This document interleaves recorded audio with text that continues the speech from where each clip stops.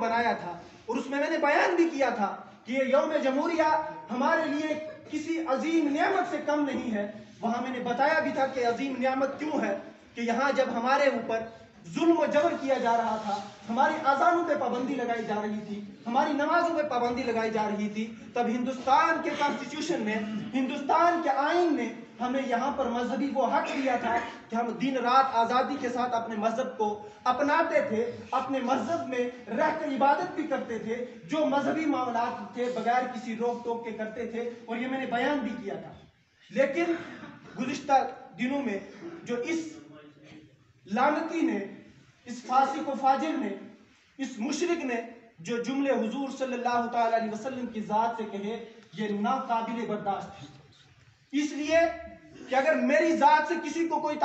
Problem ہے تو مجھے 1000 گالیاں دے، مجھے اس سے کوئی گلہ شکوہ نہیں ہوگا۔ اگر اس کو گالی دینی ہے تو میرے ماں باپ کو دے، مجھے اس سے کوئی گلہ شکوہ نہیں ہوگا۔ اگر اس کو گالی دینی ہے تو ہمارے آبا و اجداد کو جتنی دینا چاہے وہ دے سکتا ہے، لیکن جب بات آئے گی ہمارے آخری نبی حضرت محمد رسول اللہ صلی اللہ تعالی علیہ وسلم کی، جب بات آئے گی حضور صلی اللہ علیہ وسلم کی ذات کی، جب بات آئے گی نبی آخر الزمان صلی اللہ علیہ وسلم کی، جب بات آئے گی تحفظ ناموس رسالت کی، تو ایک گالی تو کیا، ہم ایک اف تک بھی حضور کی بارگاہ میں برداشت نہیں کریں گے، اور یہ ہمارا عقیدہ بھی ہے، اور قیامت تک ہم اپنے اس عقیدے پر اٹل ہو کر رہیں گے۔ اور اس راستے میں جو بھی آئے گا ہمیں باقی اپنی جانوں کی کوئی پرواہ نہیں ہوگی، ہمارے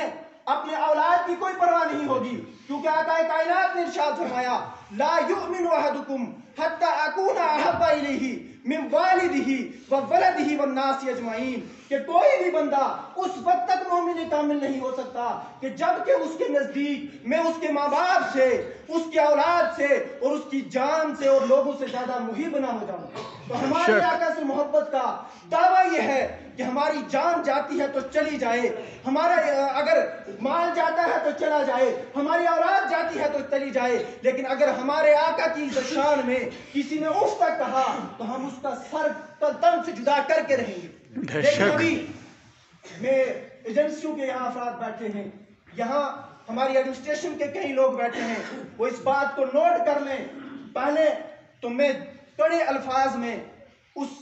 ناہنجار لعنتی کے ان الفاظ کی مذمت کرتا ہوں۔ کیا آپ میری تائید کرتے ہیں؟ بے شک۔ دونوں ہاتھ بلند کر کے آپ تائید کرتے ہیں؟ بے شک۔ اور اب میں آگے سنیں، جب آپ کی تائید ہے تو میں حکومت ہند اور بالخصوص یوٹی جموں کشمیر کی ایڈمنسٹریشن سے اور ڈسٹرکٹ رام بند کے ہمارے محترم ڈی سی صاحب بشیر الحق صاحب سے میں گزارش کروں گا کہ یہ صرف آج ہی نہیں بلکہ کئی سالوں سے یہ پروپیگنڈا چل رہا ہے۔ کبھی کوئی اٹھتا ہے تو ہمارے حضور کے خلاف بولتا ہے، کوئی اٹھتا ہے تو اسلام کے خلاف بولتا ہے، کوئی اٹھتا ہے تو ہمارے کسی ولی کے خلاف بولتا ہے۔ ہم برداشت کر کر کے اب تھک چکے ہیں، اور میں یہ بھی اعلان بتانا چاہتا ہوں، یہ قوم مسلم سوئی ہوئی ہے، یہ قوم مسلم ابھی تک اپنے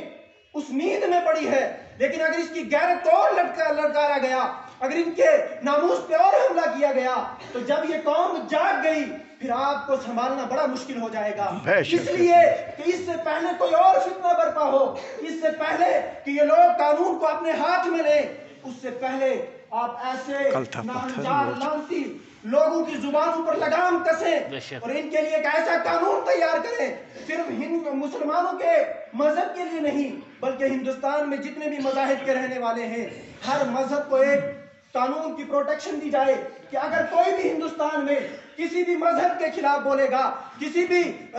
فرقے کے خلاف بولے گا، کسی بھی مذہب کے خلاف اگر انگلی اٹھائے گا یا مذہب کی توہین کرے گا یا مذہب کے بڑے لوگوں کی توہین کرے گا تو اس کے خلاف ایک اچھا قانون بنایا جائے اور اس قانون میں اس کو سزا دی جائے، تاکہ آئندہ آنے والی نسلیں یاد رکھیں کہ کسی کے مذہب کے خلاف بولنا کتنی بڑی بات ہے۔ اس لیے